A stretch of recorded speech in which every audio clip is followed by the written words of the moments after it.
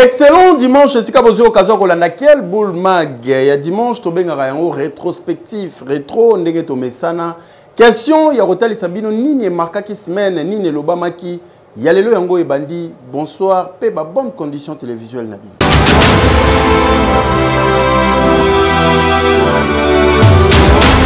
Fongola quel boule mode retro na ba élément ya lundi awa bolandaki bouclage ndenge nini salema ki pe lisusu ba kolanda ndenge nini bakangi kulu na babaki ne kulusu question au foot c'est masumu nyonso basala rabato.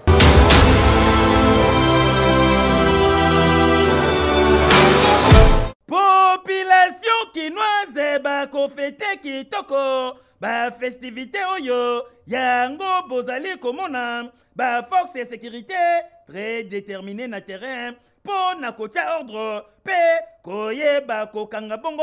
batu nyonso oyo batroublaka bongo sécurité ya population na ordre public yango nde ezali ko justifier bongo bouclage mixte oyo esalemi na commune ya Ntsele précisément na partie oyo ezali entre arrêt carrière na terre jaune opération ekumbamaki bongo na général Station Mbuyi oyo ya 14e région militaire ya ba FRDC elongo na commissaire divisionnaire Israël Kantu ya police ya ville province ya Kinshasa nde baye ko interpeller bongo 115 personnes oyo misusu bakuti bango na ba machette pe biloko ya ndenge na ndenge yoka communication oyo. Le commandant suprême ya République son excellence Félix Antoine Tshisekedi Tshilombo apesaki mitindo na bakambi ya biso ya FARDC comme ya police au travers du ministère oyo kamba ba unité mibale wana to sala musala oyo to sala na tongo afin que population babika na kimia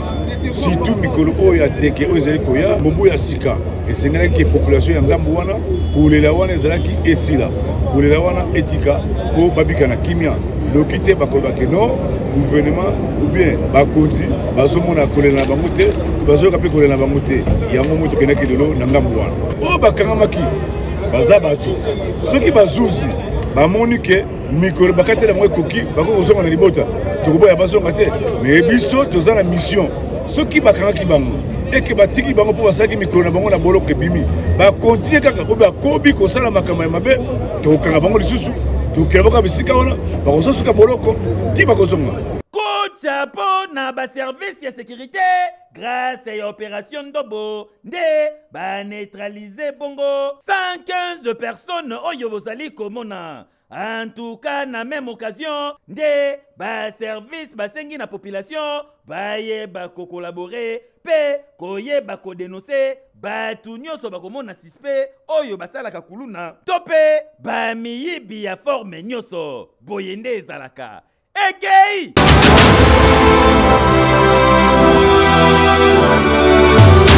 Mardi, toyaki kolakisa bino ndenge nini FRDC na nzela ya porte-parole na bango basalaki message pour na koloba ndenge nini ba M23 ba violer cesser les faits bolandaki lisusu trouble oyo ebimaki na match ya vita na Imana.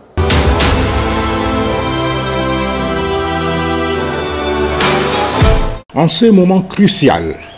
où la communauté internationale, à travers les États-Unis d'Amérique et le Qatar,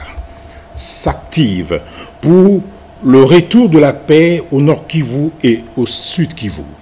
Les forces armées de la République démocratique du Congo dénoncent pour la énième fois la violation de la cessation des hostilités par la coalition AFC M23 soutenue par le Rwanda. En effet, depuis le matin de ce mardi 2 décembre 2025, l'armée rwandaise et ses supplétifs de la FCM 23 mènent une série d'attaques contre les positions des FARDC à Kaziba, Katogota et Lubarika au Sud Kivu. Ces attaques démontrent suffisamment la détermination de cette coalition et sa volonté manifeste de saboter les accords de paix de Washington et de Doha et de mettre intentionnellement en mal les efforts en cours pour la restauration de la paix dans l'est de la République démocratique du Congo. Les forces armées de la République démocratique du Congo appellent la population au calme. Toutes les dispositions nécessaires sont mises en œuvre pour barrer la route aux velléités bellicistes de cette coalition du mal.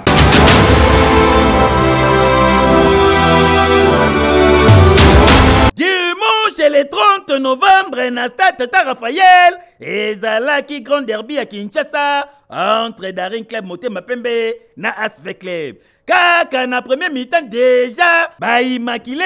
ba fongoli score na 37e minute. Kasi Kokamwa esengelaki kozela na deuxième mi-temps na 87e minute po Nzombo le soir baya ko réagir. Et bongo na temps additionnel 5 minutes arbitre pesaki Kokamwa avec les bazui bongo kufra. Kasi kufra yango baimani babangi Nzombo po batia bango deuxième bord awa balala. Bota la bino moko baboti incompréhension. Ba kitarate na terrain bakiti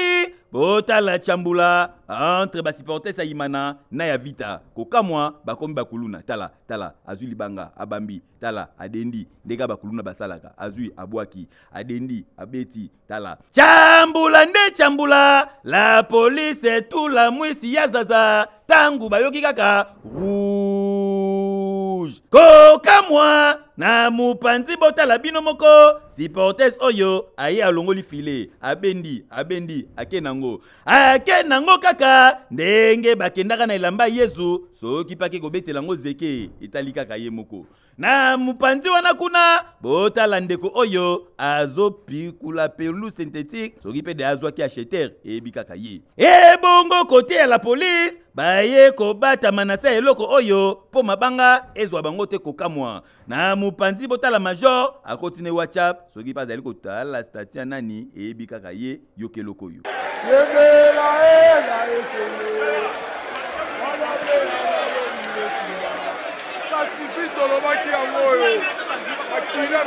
en tout cas ezali kopesa pasi na ba moma ya boye esika football esangisaka kasi eya kosuka bongo na kuluna yango totuni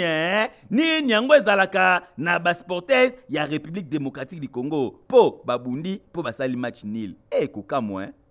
ekei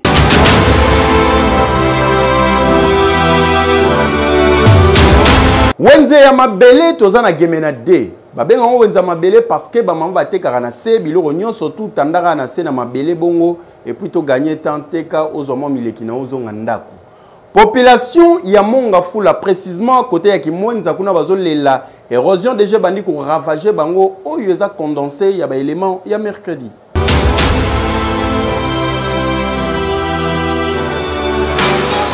Tozali awa na province ya Sidu Bangi, précisément na commune Mugila, na wenze ya Gemena Day, avenue oyo babenga kangwa avenue Kinshasa. Yango nde esika ba mama batekaka, ka ba payoto omoni yango nde wenze na bango. Awa wenze ezalaka te na Gemena Day, batekaka kaka boye na se ndenge bomoni batandi biloko ya kolia kaka boye banguba makala makemba na kwanga o bomoni tala ndenge bango balingaka kwanga na bango kotoyo dongo pondu mafuta mbila o bomoni ya bulbul ya pembe balingi boye eza savon babenga yango savon kibola yango nde basalelaka awa kasi eloko se moko ba mama bazali kolela kosenga na bakonzi basalela bango wenzi po ba condition o bazotekela surtout biloko kolia eza kitoko ata mukete botala bino moko penza nde batandi bilo na sebu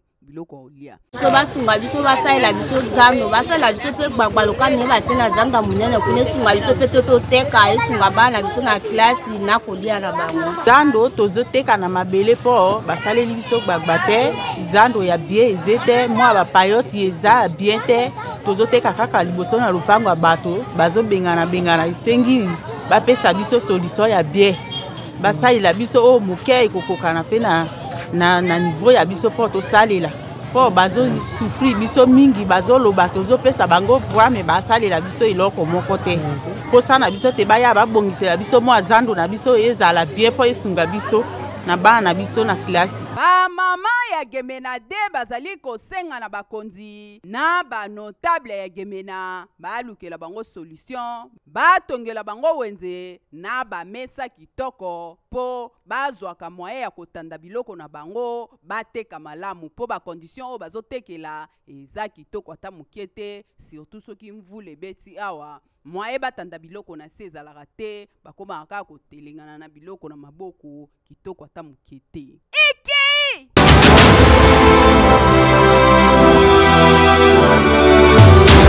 Erosion ya monene bomoni esalemi boye ekaboli nzela ndenge kaka bozali komona yango awa tozali précisément na deux chemins na Matadimayo na Kimwenza na komina Mongafula. Tala yo moko kaka ndenge erosion elie bandaku mupanzi population ya quartier oyo bazolela mingi po ebuki bandaku na bango ekoti bango na kati ya perte ya makasi. Ndako etage neye bomoni yango ekei mobimba kaka boyi. Totali mupanzi tomoni pe ndako nde bomoni ese kabwani awa salon nyonso libanda polele chambre nde bomoni yango na porte batol. Mais suka nango ekweyaki kaka nyonso na mabele cause ya mvula oyo euti kobeta dernièrement nde elalisi bandako nyonso bomoni etelemi boye na mabele. Kote mususu ndenge bamabulo esalemi ebele boye bamabele timwami batio nyonso ya régie de ezalaki na babalabala koto ya sia mabele emonani polele yango yo nde ekoza pasi ya mai na population bazo souffrir na ndenge kosakana te kutu mutu akufa awa kaka likolo ya érosion oyo nzela etikali nyonso kaka yango nde bozomona s'il vous plaît o bato makolo na ba chauffeur ya taxi moto bazo bundana kaka apona koleka ekoma système akozela baninga ngambu mususu na soki bazoleka ngambu mususu bakoleka te mupanzi moko batelemi bazozela baninga ntango bakosila misusu baleka. Tala kutu reporter à quel boule mag Junior Ndala aza koobserve érosion avant population alobala micro à quel boule mag yoka population ndenge ya communiquer. Mbula wa ebetaki ya le 12 na le 13 en tout cas cela qui va inondation makasi bisika bozomona kuna mai ya oyo utaka sebo cité Pumbu yaka na terrasse oyo kuna ezaki na bouchon ebushaki ntango ebushe mai etondaki na terrasse place okende ezalaki susu te yango ebuki bandako nyonso ezalaki ya 3 immeuble ezalaki awa ebuki yango ti erose ekoyi monene Eki!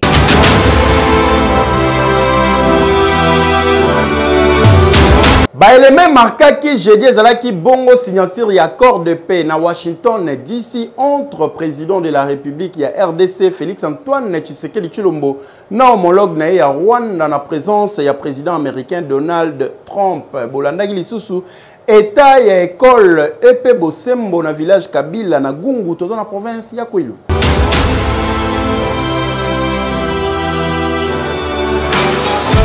Il rassemble dans une architecture cohérente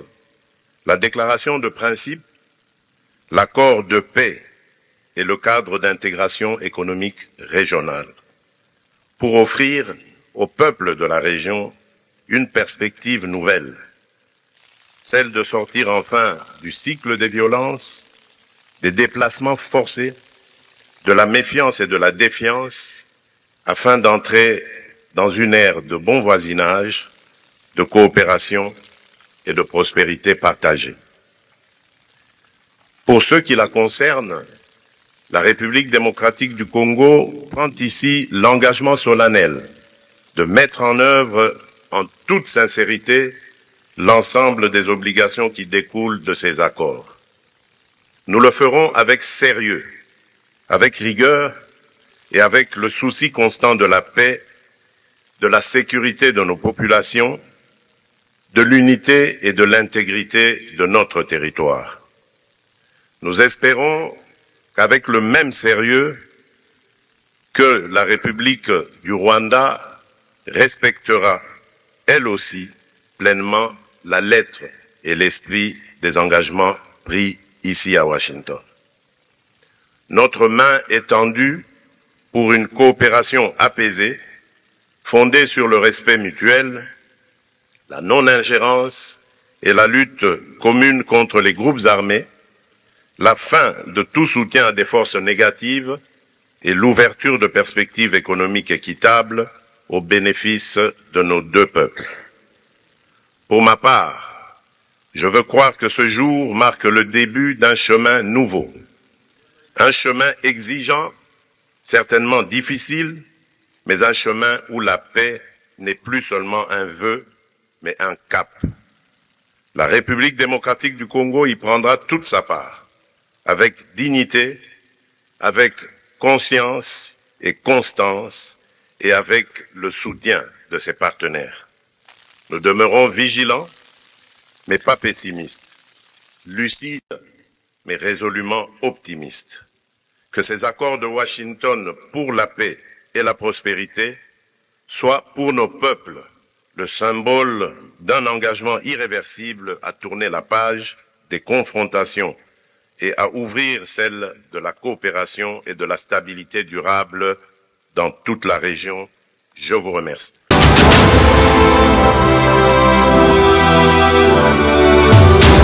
31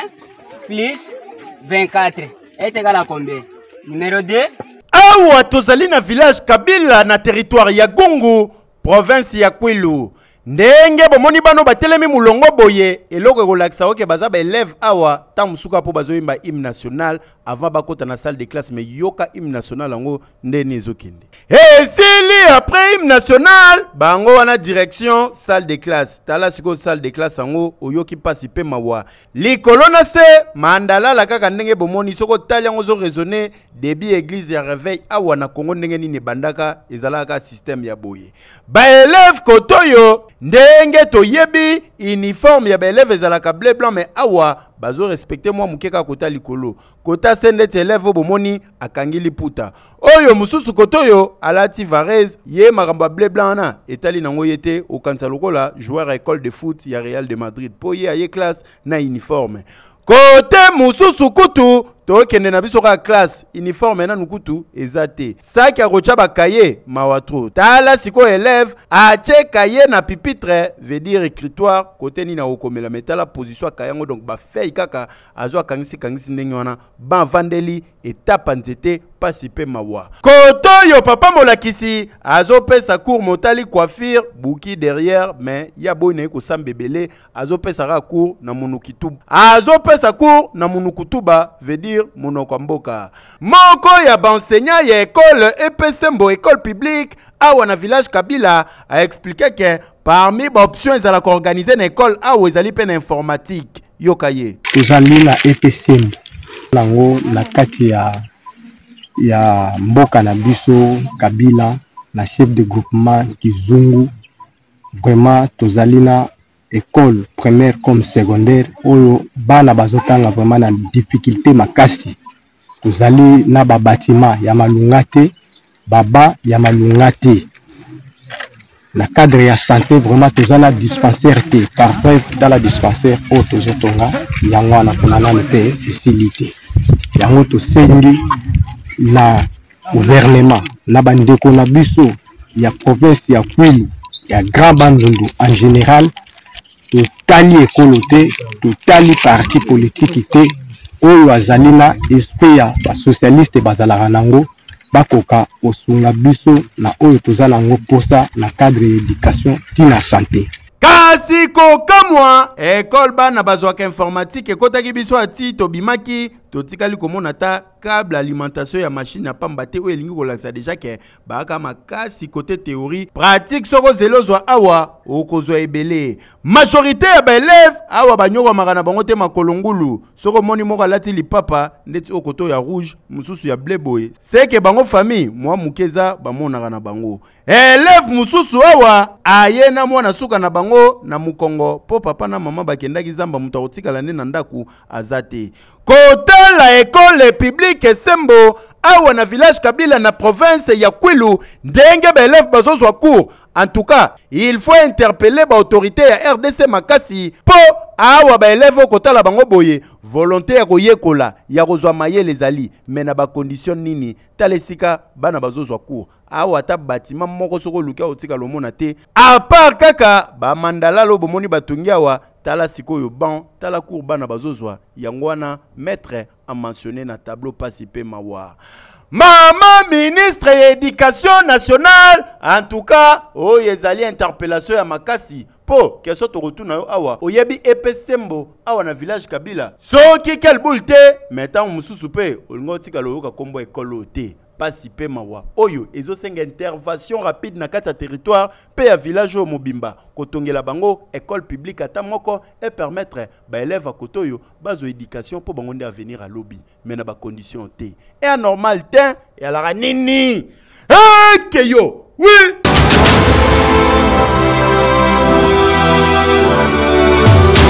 Kopesa ba explication tope éclairage na oyo etali signature ya accord de paix ya Washington na yango ndezalaki à l'occasion d'un briefing de presse spécial où esalemaki kuna na Washington esangisaki ministre ya communication pe média accompagné na quelques membres ya gouvernement bazali bongo ba collègues na esika balobelaki yango en long pe en large boyaki lisusu kolanda agence de voyage grâce consulting au bazo pesa visa ya Schengen pour na 2 semaines yo pe tenter chance na yo.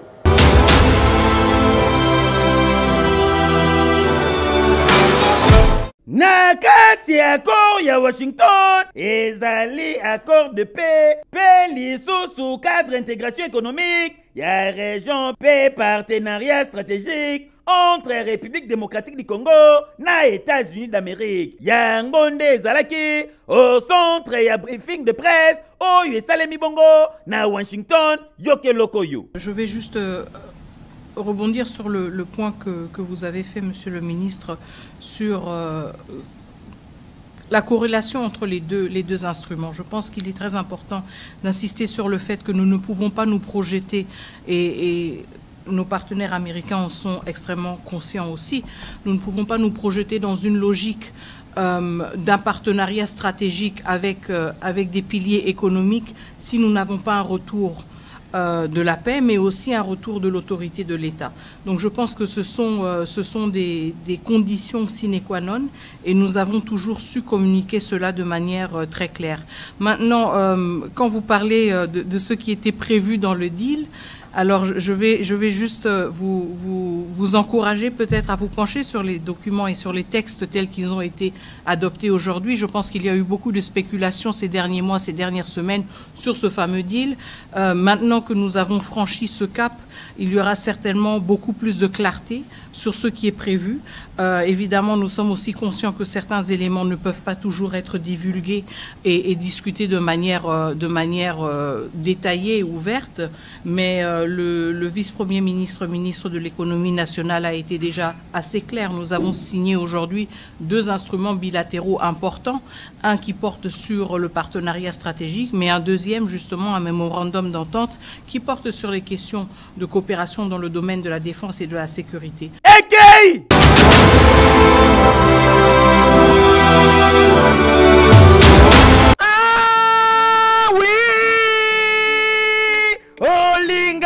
Kokende mikili ya mpoto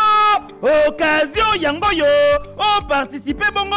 na tourisme chrétien sur les traces de l'apôtre Paul et longo na agence de voyage ya sur grâce et consult papa mama occasion yangoyo yali kukumate ozwa bongo visa Schengen ya 14 jours s'il vous plaît pour na tourisme bongo na mboka Grèce otala bongo pays à civilisation au visiter ba ville locaux la corétien Thessalonique oyo yokaka na Bible omona yango mamona meso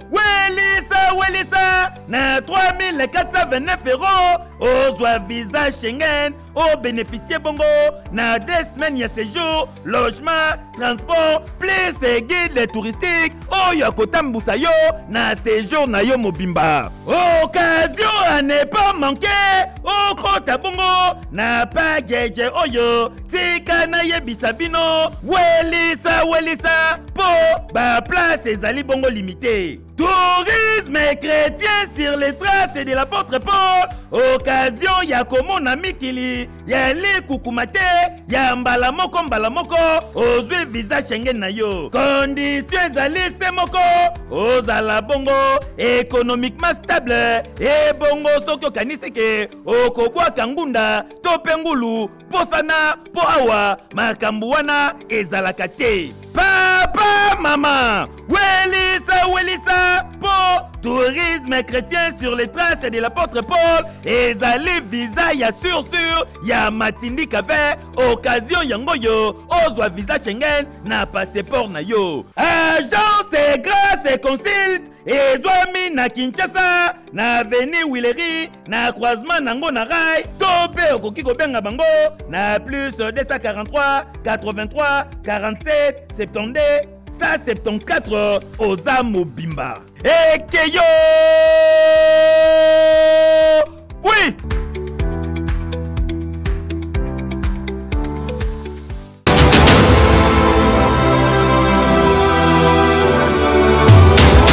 Samedi, tolakisaki bino Endu Vision, oyo ezali clinique ophtalmologique ya sika. Echami kuna kote ya ntsele ya terre jaune pona kosunga population ya kote kuna bazwa traitement na bango ya makambo etali misu na mbongo mukepe lisusu. Jafar en aluminium oyo babengi Jafar alu menuiserie en aluminium oyo nyonso tolingi kozwa en aluminium sala bango confiance.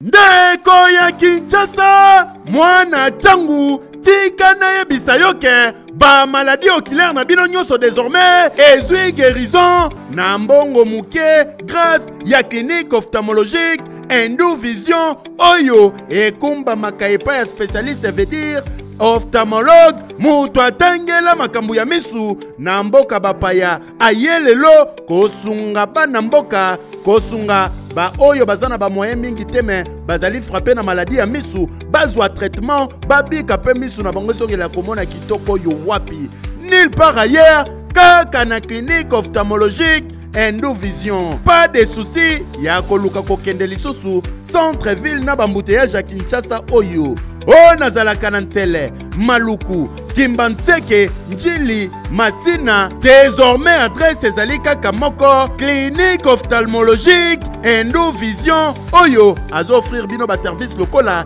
consultation, investigation, chirurgie, pharmacie, lunetterie avec ba lunette adaptée na vision na yo après avoir kozala consulté pe koleka na ba examen awa po bazana ba matériel ya dernière génération bloc opératoire yangoyo avec ba matériel oyo esengeli po na misu na bino. Aussitôt lancé babandi déjà misala na bango clinique ophtalmologique Endu Vision bazo benga bandeko nyonso po jusque là bazana na promotion na mbongo muke yaka kozwa traitement pe guérison na maladie na yo ya misu. Tala yo muto tuninga ya adresse ezali esika kobunga te na commune ya Ntele quartier Mpasa 1 soki ozali na boulevard Lumumba au côté entrée terre jaune à 100 mètres arrêt Chérubin au côté na gauche na yo avenue Malula on se retrouver aux Amobimbo yo wapi clinique ophtalmologique Endu Vision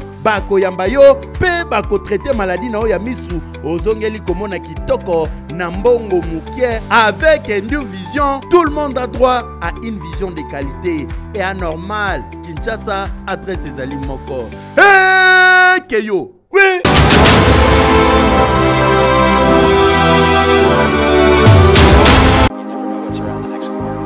Bana Kinshasa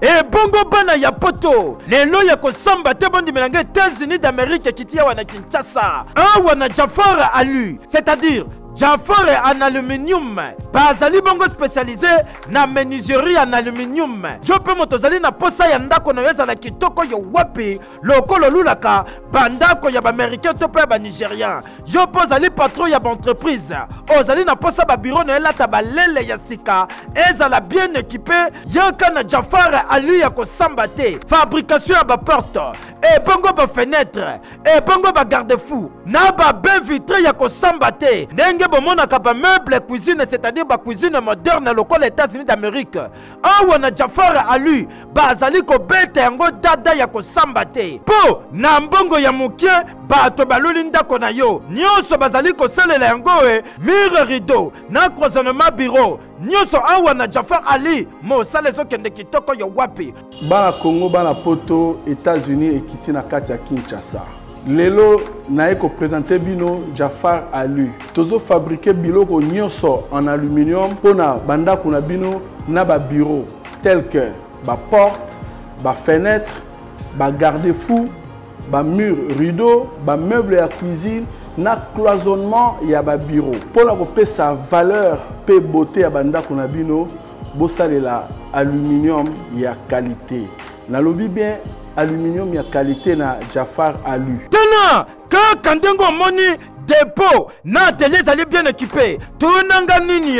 opesi kaka mbongo na yo kaka na mbongo wana transport ya matériel eza na kati. Ba ye nango ti na kati ya chantier waso. Okani Cécilie tete ba bandi pe ko poser tala elonga yenga ye. O tuninga adresse zali place ko bunga te ezomi na avenue Saint-Christophe numéro 1439 référence OV2 tozabongo na commune ya Limete Funa. Tolo balisusu nini jaboye biso nyonso toweli na Jafar Ali pour que banda kuna biso ezala bien équipé. Heke yo.